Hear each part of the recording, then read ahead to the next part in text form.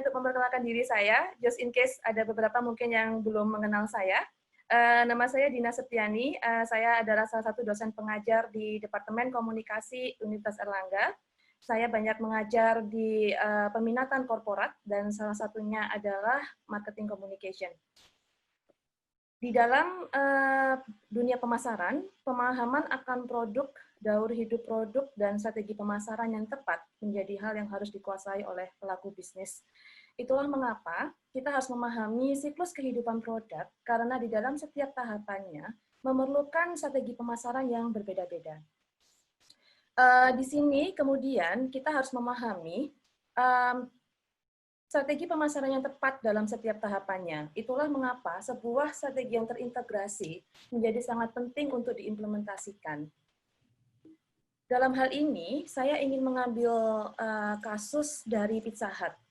Pizza Hut adalah sebuah produk dengan brand yang sangat kuat, terutama dengan The Red Hut, atap merahnya. Hampir di semua logo, dalam sejarah logo mereka selalu memunculkan logo atap merah di atasnya. Mungkin kecuali di tahun terakhir mereka atapnya kebetulan putih, tapi tetap dominan merah. Pizza Hut adalah sebuah restoran waralaba. Kalau di Amerika itu dikelola di satu brand Yum. Dan restoran ini banyak ditemukan di mana-mana. Nah, saya sendiri mengetahui Pizza Hut ini adalah brand waralaba dari Amerika Serikat. Saya waktu ke Amerika pun juga sempat melihat betapa Pizza Hut ini memang ada, namun sebenarnya kalah pamor dibandingkan dengan Papa John, Domino's, atau Little Caesar. Misalkan. Tapi, kemanapun saya berada, Pizza Hut ini selalu dengan trendsetternya, brandnya, yaitu atap merahnya. Saya sempat tinggal di sebuah kota kecil di South Carolina untuk studi S3 saya. Di sana ada Pizza Hut, juga tokonya persis seperti yang ada di foto ini, dengan atap merahnya. Yang saya pahami dari Pizza Hut di Amerika adalah porsinya yang besar. Hampir semua makanan di Amerika Serikat memang porsinya besar. Dan seperti yang kita lihat di sini, mereka punya deep dish pizza yang mungkin di Indonesia nggak ada, di mana pizza itu dimasukkan dalam minyak sehingga menjadi sangat greasy. Ya, greasy dan berlemak itu merupakan trademark tersendiri mungkin, dan porsi besarnya untuk makanan di Amerika. Sedangkan di Indonesia sendiri, Pizza Hut Indonesia masuk pada tahun 1987. Franchise dipegang oleh PT Sari Melati Kencana. Dan dalam siklus kehidupan produk, Pizza Hut ini sebenarnya sudah melalui berbagai macam tahapan. Dan dari sepengetahuan kita, sepengamatan kita, mereka terus berinovasi. Inovasi yang memerlukan strategi yang terintegrasi untuk dapat bertahan. Di sini kita lihat Pizza Hut Indonesia terutama berinovasi tidak hanya dengan modifikasi menu. Kita tahu sendiri memang hanya di Indonesia Pizza Hut itu menawarkan rendang. Saya sebenarnya nggak pernah nyoba ya, jadi saya juga nggak tahu apakah masih ditawarkan beef rendang pizza ini. Tapi McDonald pun juga melakukan hal yang sama, hanya di Indonesia McDonald menawarkan nasi dan ayam. Pizza Hut Indonesia juga punya promo-promo seperti paket rame-rame, untuk mengakomodasi budaya Indonesia yang memang sangat kolektif, suka berkumpul dan makan bareng-bareng. Walaupun memang istilahnya makan tetap ngumpul, tapi tetap kita selalu punya budaya kalau ngumpul ya pasti, mohon maaf kalau dalam bahasa Jawa itu ngemplok. Jadi kita mesti harus makan ketika kumpul-kumpul. Itulah mengapa kemudian Pizza Hut mengeluarkan paket rame-rame yang bisa mengakomodasi semua keinginannya. Dan hal lain yang mungkin jadi trendsetter budaya Indonesia itu adalah personal touch-nya.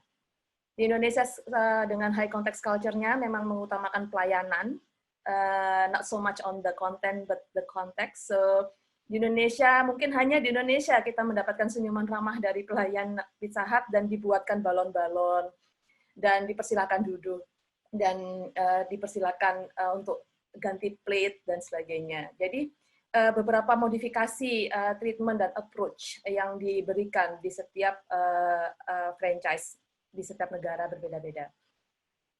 Nah, Pizza Hut sendiri sebenarnya kondisi sales secara global itu mengalami penurunan.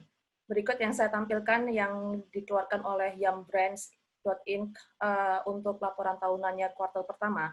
Dan mohon diingat ini adalah sebelum pandemi. Sebelum pandemi Pizza Hut sebenarnya sales turun, walaupun secara internasional mereka masih oke. Hal yang terjadi pada Pizza Hut di Amerika terutama adalah mereka stop berinovasi.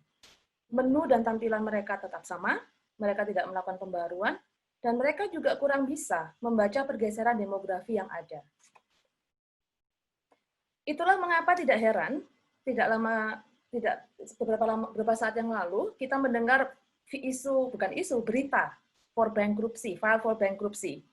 Di sini kemudian kita lihat betapa pentingnya sebuah integrated strategy untuk melawan banyaknya berita miring yang ada. Saya ingat betul teman-teman dan keluarga saya heboh ketika mendengar berita Pizza Hut bangkrut. Padahal yang saya tahu, file bankruptcy doesn't always mean it's going to bankrupt. They're just going to ask for financial aid, bantuan keuangan, dan itu hanya berpengaruh di pangsa pasar toko-toko yang ada di Amerika. Tidak banyak yang paham juga dengan sistem franchise. Yang bangkrut adalah NPC. NPC adalah pemegang waralaba terbesar Pizza Hut di Amerika. Namun berita yang beredar di Indonesia adalah Pizza Hut bangkrut, tutup semuanya dan sebagainya. Di sini PT Sari Melati Kencana sebagai pemegang hak lisensi tunggal kemudian mengeluarkan semacam statement karena memang isu ini mempengaruhi saham mereka juga. Di sini kita lihat corporate strategy bertindak dalam mengklarifikasi sebuah isu. Tidak hanya kemudian fokus ke bagaimana menawarkan produk, tapi juga bagaimana sebuah strategi yang terintegrasi dibentuk untuk melawan sebuah isu yang telah menjalar dan mempengaruhi penjualan dari produk tersebut. Tidak lama setelah isu bangkrut, tiba-tiba atau mungkin bersamaan sebenarnya COVID datang. COVID sebenarnya menyerang semua produk, semua industri. Walaupun COVID ada, dari data yang saya tampilkan di sini, sebenarnya produk pizza ya, bukan Pizza Hut sebenarnya, produk pizza sebenarnya masih bertahan, berjaya dalam hal ini. Apa yang membuat mereka dapat bertahan? Sebenarnya ada beberapa faktor, terutama ini ketika dibandingkan dengan restoran-restoran yang menawarkan fast casual, atau coffee, atau casual dining, atau fine dining.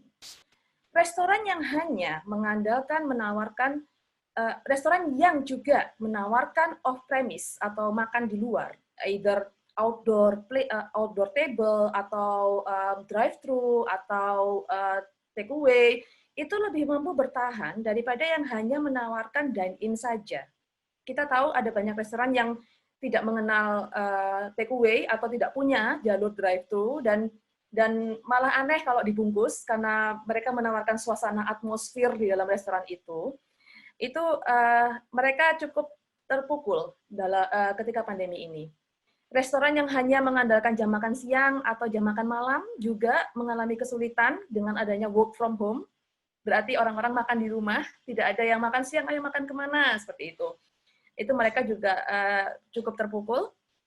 Urban City, ini lumayan menyedihkan sebenarnya. Industri-industri yang ada di kota besar lumayan terpukul keras dibandingkan dengan yang berada di kota kecil. Sayangnya memang kota kecil masih memiliki kesadaran yang kurang terkait dengan bahaya COVID, sehingga masih seperti tidak ada apa-apa. Banyak toko dan restoran masih tetap buka, dan mereka memang quote-unquote lebih mampu bertahan mungkin, namun kita lihat sendiri sekarang ada banyak klaster restoran. Digital marketing yang digunakan di restoran-restoran tersebut itu juga mempengaruhi sampai sejauh mana mereka mampu bertahan.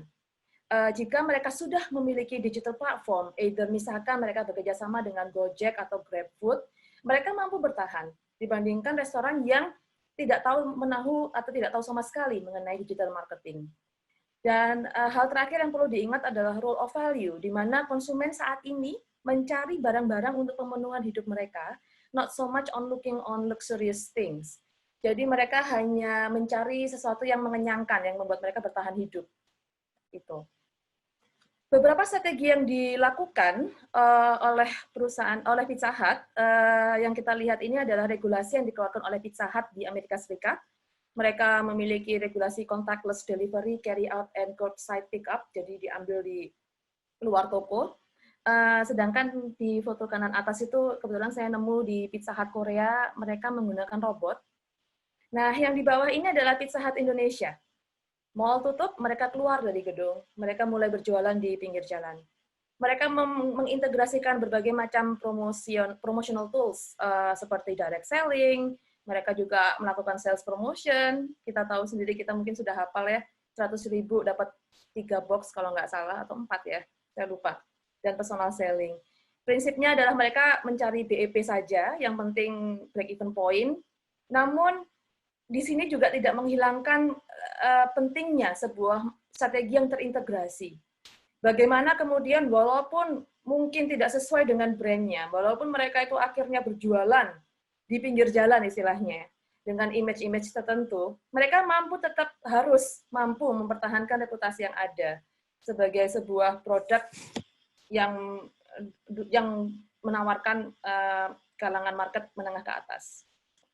Nah, mohon izin saya juga kemudian mengutip yang mungkin rekan-rekan sudah sering dapat ya dari Bapak Yusuf Hadi, 30 prediksi perilaku konsumen di new normal.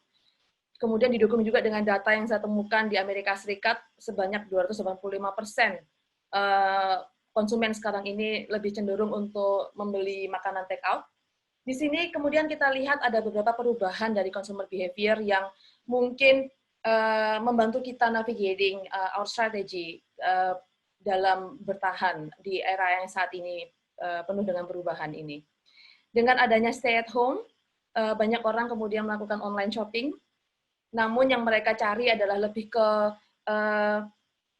needs, kebutuhan, ketimbang keinginan. Nah, ini harus kemudian bagaimana tantangannya, karena kita tahu sendiri tidak banyak orang yang menganggap Pizza Hut adalah makanan inti, makanan wajib yang harus kita makan. Pizza Hut hanya sebuah makanan yang luxurious tambahan. Kemudian pentingnya juga bagaimana subscription model, loyalitas, program loyalitas, kemudian contact free lifestyle, hal-hal tersebut perlu diakomodasi untuk kemudian sebuah brand besar seperti Pizza Hut Indonesia ini mampu bertahan di tengah-tengah pandemi. Ini yang saya temukan di Play Store, aplikasi Pizza Hut. Not bad sebenarnya. Ini yang di Indonesia, saya kurang tahu kalau yang di luar. Di sini kita lihat, melalui digital application mereka, mereka menawarkan beberapa promosi. Baik itu melalui penggunaan voucher, atau subscription, MyPoint, penggunaan MyPoint untuk menjaga loyalitas. Dan juga sama halnya seperti Gojek, mereka juga punya fitur seperti Quick Records, jadi mereka merecord semua pesanan kita, sehingga mereka tahu apa saja yang kita suka. Dan mereka juga punya fitur memilih topping, namun di sini yang saya lihat memilih toppingnya sama seperti memindahkan buku menu ke dalam versi digital. Jadi hanya memilih menu-menu apa saja yang sudah ada tersedia. Di sini saya ingin menekankan atau memperkenalkan, saya yakin banyak orang yang sudah mengenal sebenarnya tentang artificial intelligence. Jadi bagaimana kemudian pentingnya kita mulai mempertimbangkan penggunaan artificial intelligence dalam memasarkan produk atau dalam membesarkan bisnis kita. Penggunaan artificial intelligence di organisasi, allowing us to personalize customer experience, membantu kita memahami perilaku konsumen, walaupun memang ada diskusi pro and cons terkait dengan penggunaan artificial intelligence ini, namun sebenarnya the pros outweigh the cons, and therefore as a marketer sebagai pemasar, kita juga perlu tahu bagaimana caranya memanfaatkan artificial intelligence ini untuk kepentingan kita. Banyak hal yang sebenarnya bisa kita lakukan dengan adanya artificial intelligence ini. Membantu kita untuk membentuk one-to-one marketing, kita juga bisa memprovide personalization, sophisticated targeting, dan memastikan konten yang kita produce, baik itu berupa promosi atau digital platforms, itu memiliki kualitas yang top-notch dalam hal membidik segmen target tertentu. Saya ingin memberikan contoh aplikasi Domino's. Saya kurang tahu di Indonesia apakah ada dan apakah tampilannya seperti ini. Saya sebenarnya merujuk ke aplikasi Domino's yang ada di Amerika Serikat, walaupun yang saya tampilkan di sini sebenarnya yang ada di Australia. Tapi saya tahu Domino's ketika saya tinggal di Amerika tahun 2013 sampai 2017. Itu pun mereka, aplikasinya, sudah allowing us to design our own pizza in a way that we really wanted. Jadi mereka benar-benar spesifik ketika mempersilahkan kita memilih tidak hanya ukuran, tapi juga misalkan cheese-nya mau pakai cheese apa dan seberapa banyak, walaupun ternyata setiap cheese harganya berbeda-beda, crust-nya mau gimana, saus-nya juga kita bisa modifikasi. Pizza Hut toko mempersilahkan hal itu, namun kurang ekstensif. Di Domino's, mereka kita benar-benar bisa hanya memilih topping, baik itu misalkan bayam saja, atau kita nggak mau pakai pepper lunch, bawang-bawang yang kita nggak suka, dan sebagainya. Itu kita bisa mendesain sendiri, sesuai dengan keinginan kita. Di sini kita lihat betapa artificial intelligence itu mampu memberikan produk yang kita inginkan, personalized pizza. Nah, dari semua hal yang saya sampaikan tadi, kita lihat sendiri bahwa sebenarnya mengintegrasikan promotional tools yang selama ini kita pelajari tidak cukup. Kita semua tahu promotional tools ada 5, ada iklan, personal selling, public relations, direct marketing, and sales promotion. Mengintegrasikan itu saja mungkin bisa dalam hal mempromosikan produk baru, katakanlah. Tapi seiring juga dengan tahapan-tahapan kehidupan produk, kita memerlukan suatu integrasi strategi yang sangat holistik, yang mampu kita terapkan untuk membantu keberadaan perusahaan kita atau produk kita bertahan di dalam menghadapi krisis apapun itu, tidak hanya pandemi. Itulah mengapa saya berharap materi yang disampaikan oleh Dr. Hipni Arifami nanti mampu membantu kita dalam memahami lebih bagaimana integrasi strategi itu membantu industri kita untuk bertahan. Terima kasih Hadinda, terima kasih Dr. Hipni Arifami.